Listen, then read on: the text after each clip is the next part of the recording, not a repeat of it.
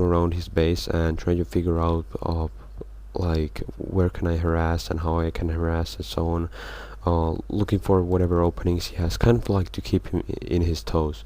And now the thing is, I really have two opportunities over here.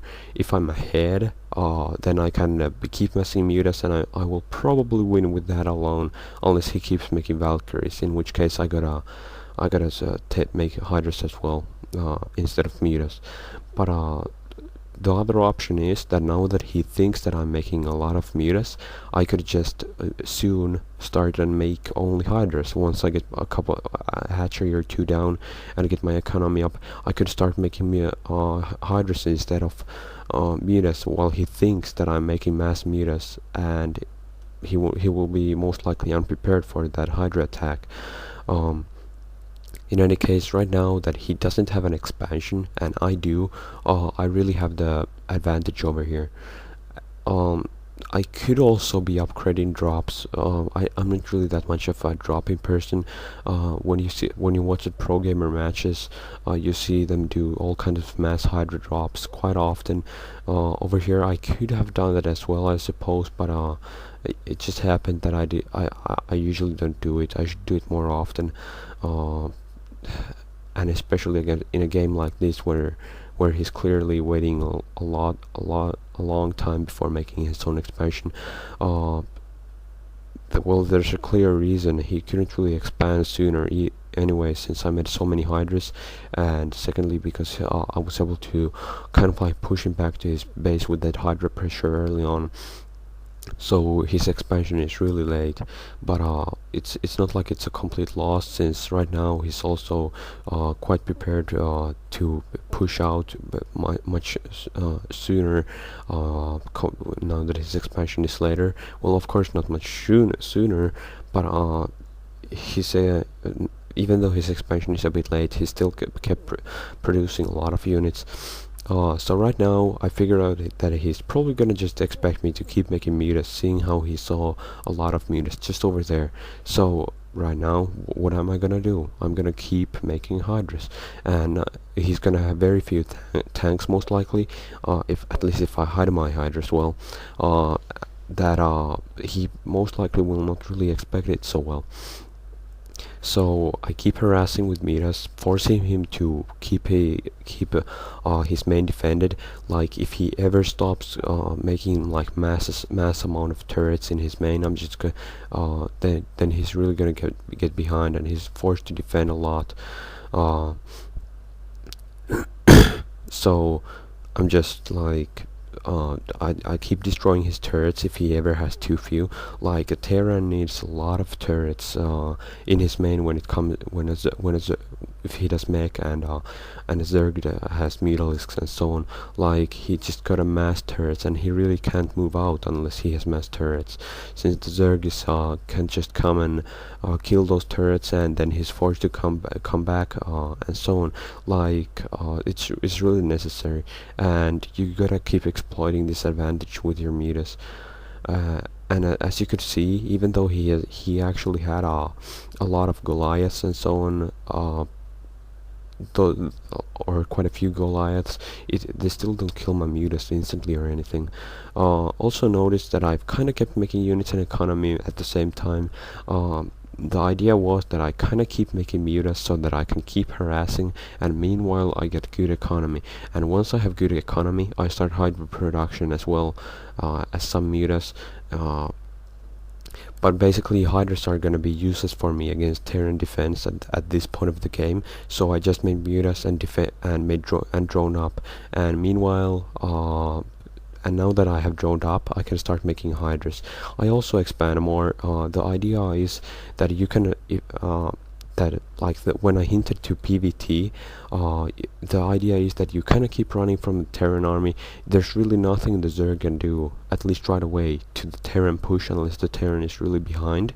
So you gotta kind of like keep scattering his army, taking if it ever gets scattered, you attack it and finish it off. And if he ever moves out, then let's see if you can counter him, and then once you've countered him and slowed his production and so on, then you come back and help yourself. That's really a big part of how ZvT against Mech work. For example, if he has uh, like if he moves out with his army, then you just kind of like attack back where his army is not. The thing is that unlike with marines and medics, he doesn't have the mobility or the ability to reproduce his army right away. He's gonna have to always wait for it, and his armies are always gonna be only in one place, and it's not as fast either, and it's kind of bulky and so on. So basically, that's how it works. Like over here, I saw him move out with his army, so I counter his main with my mutas. And meanwhile, I just try to keep defending and see how I can do. And another thing is that you can always lose one expansion against Mech as long as you can have more expansion. Like that's Zerg. You keep making bases. You keep sacrificing expansions for his expansions, and keep him at his toes and so on. Like it doesn't matter if you lose one expansion, if he loses his expansion as well, since expansions are like much more valuable for a Terran mech, and bases have a far higher value than for Zerg. So you basically keep trading bases, and for Zerg that is really ideal, since you just keep expanding more and more. Right now he kind of notices that it's a do or die. He either finishes me off completely or it's game over for him. And at this point I've already slowed him down enough over here. So once I just gotta keep slowing him down as much as possible. I gotta keep surviving. And it doesn't matter if my natural dies, and it doesn't really matter that much either. If he gets if he puts me to some trouble. Like I have a lot of bases over here, like 4 bases at the moment, while he doesn't really have any kind of economy at all. Like he's not really mining either, and so this has become he decided to make it a do or die. He moved out, and he decided to kind of gamble his whole game in this one Terran push, which is really a big part of what whole the TVZ mech is about. If your first Terran push fails, then you're pretty much dead. Like you cannot win against it anymore after that. Now this is a perfect moment. His army is kind of scattered. His units are spread out because of the bridges. So I try to flank him and try to attack him over here as well as possible. To my bad luck, I had forgotten that I had an extra group of units over here. If I hadn't forgotten of that group, then I probably would have easily defeated this. But at the moment as it was, I was forced to retreat for a while. So even now, even though this happened, it's not like I'm dead. Like if he is dead, he doesn't have a main command center, and he doesn't really have SCVs either. So as long as I survive this, nothing matters, and it really doesn't take that much. Even if I lost my main, as long as I could keep producing mutas somewhere, as long as I survive, it's all that matters. And that's why, especially since I have some extra minerals, I just keep producing mutas, I keep making zerglings, and I just gotta survive, and that's all that matters. And it's not really that hard either. Well, I suppose that it is a bit of a challenge over here, but look at his number of Goliaths. It's like 10, 12 Goliaths, and with some Zerglings and Mutas, he won't be able to survive against this.